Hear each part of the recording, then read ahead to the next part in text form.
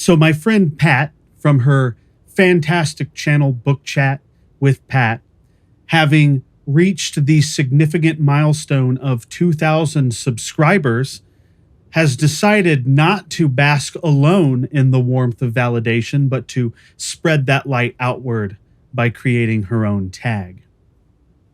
And, in the way that only Pat can, this tag is not just a collection of prompts, but a thoughtful invitation to reflect on those rarest of things: joy, friendship, community, and gratitude. She graciously tagged me, and now here we are, participating joyfully, because, as we all know, what makes BookTube BookTube is not just the books or the videos about the books, but the people reading and talking about those books. It's the comments, it's the conversations, often a little chaotic, usually quite lovely, and always invaluable, where strangers become friends and books become bridges across the portal that is the internet. So let's dive right in here. Prompt number 1. Name an author whose books bring you joy, or discuss a specific book that made you feel joyful. If you have ever had the sheer life-enhancing delight of reading Italo Calvino, then you know what I mean when I say that his books don't just bring you joy, they instill it in you. His prose has this quality of lightness that is never trivial. It's whimsical and yet somehow as profound as it gets.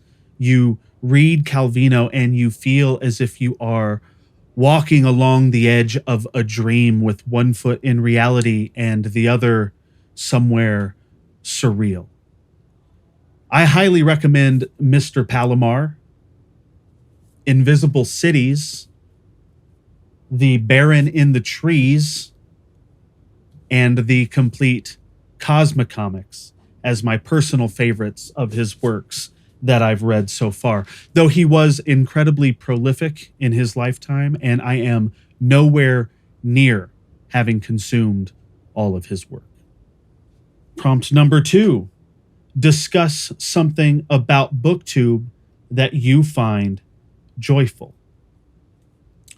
BookTube at its best is an asynchronous but deeply sincere conversation. It's an odd sort of miracle, really.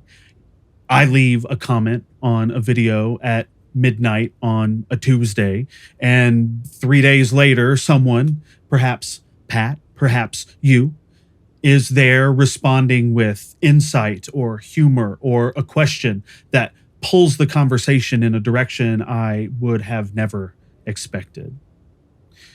And that exchange is joyful in a way that feels practically alchemical. And look, speaking of joy, Pat, when you leave a comment on one of my videos, that's a special kind of serotonin boost.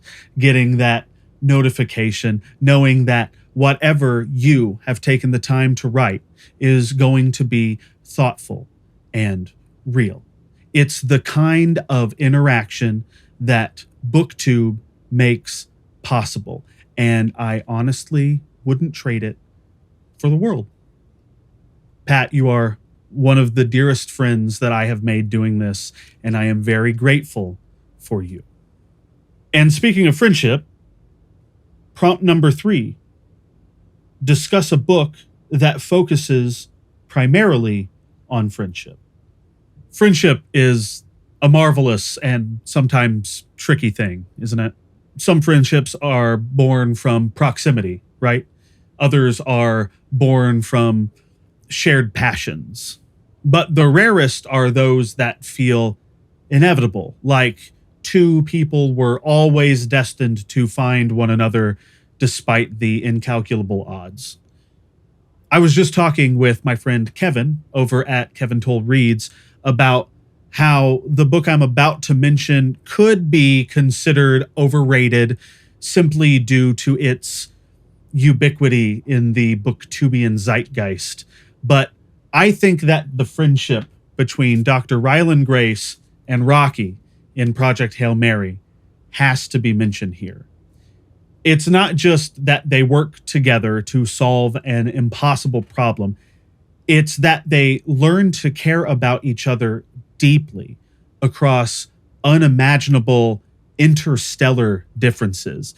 It's a friendship born of necessity, sure, but it's sustained by something far more profound: empathy and curiosity and mutual respect. And I stand by this selection. And then, of course, the friendship between these two isn't the book's main focus, but it is one of my all-time favorite unlikely friendships, and that is that of Ishmael and Queequeg in Moby Dick. I mean, could there be a more iconic duo? From their first night sharing a bed together at the Spouter Inn to their mutual reliance on each other during the Pequod's dangerous journey, their bond delightfully defies cultural barriers and personal histories and the ever-present shadow of nautical doom, and I just love it so much. All right, prompt number 4. Discuss an author or a specific book that makes you laugh. Red Shirts by John Scalzi is one of those books that feels like an inside joke between the author and every reader who's ever binge-watched Star Trek. Scalzi isn't just writing comedy here. He's pulling back the curtain on the absurdity of genre conventions and reminding us that the line between tragedy and comedy is often much thinner than we realize. It's the kind of laughter that stays with you, that lingers, because it's not just about jokes, it's about what the jokes reveal. I will also say that Scalzi in general has a way of injecting a lot of humor and levity into pretty much all of his books that I've read, and a lot of it lands for me most of the time. All right, prompt number 5. Discuss a book where the idea of community is important. In Octavia Butler's Parable of the Sower, community is not only a theme, but a lifeline. In a world that is broken by chaos and cruelty, Lauren Olamina's unwavering belief in the power of community and collective strength becomes her salvation and her foundation and her vision for a better future. She nurtures a network of individuals, forging connections that defy the surrounding chaos. Each fragile bond she forms is a step toward rebuilding hope, showing that in times of despair, community isn't just a comfort, but a necessity for survival.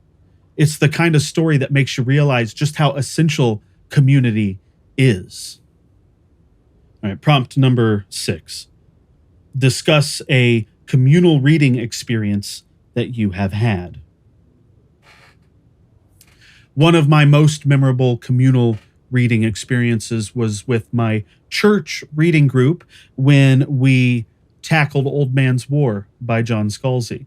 We read the entire series together, and it was such a fantastic several months where the conversations we shared were so much bigger than the books themselves. We weren't just discussing plot points and character motivations or big reveals. We were talking about what it means to grow old, to face both the rewards and challenges that come with age, what it means to serve and the sacrifices that are made in the name of duty, if and how love can transcend death, and how we can honor the legacies of those who came before us while still forging our own paths.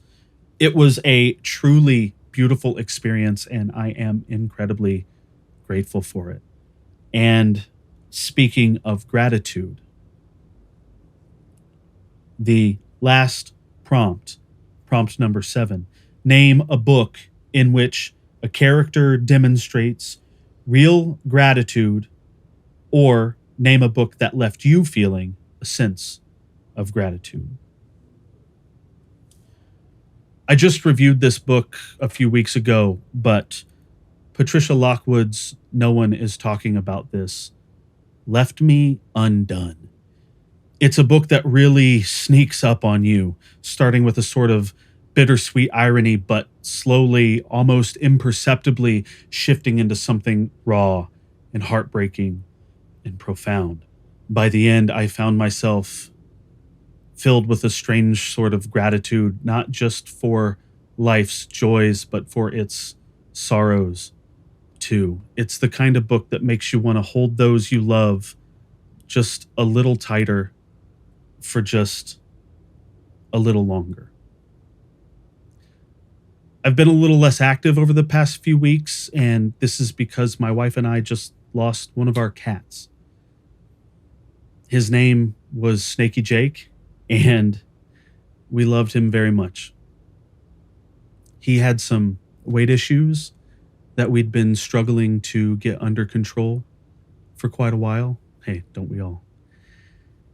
And his heart just gave out on him.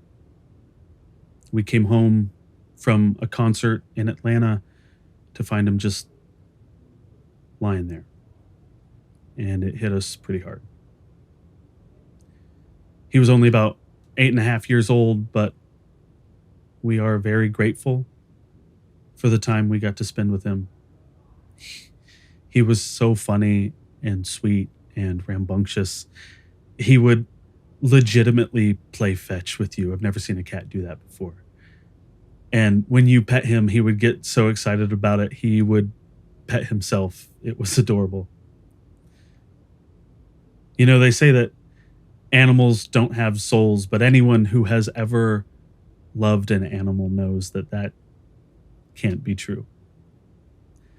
I refuse to believe that God places these creatures in our lives with no intention of reuniting us. So, sleep well, sweet boy.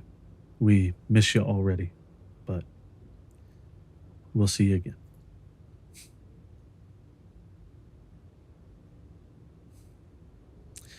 Anyway, sorry to end this joyful video on a somber note. The last point of order is to tag others to spread a sense of joy and gratitude. Pat did an incredible job of tagging a plethora of people, so I will just say that if you are watching this and you want to participate, you should definitely consider yourself tagged. Otherwise, thank you so much for watching, and congrats once again to my friend Pat on achieving such a significant milestone. I will catch you all in the next video.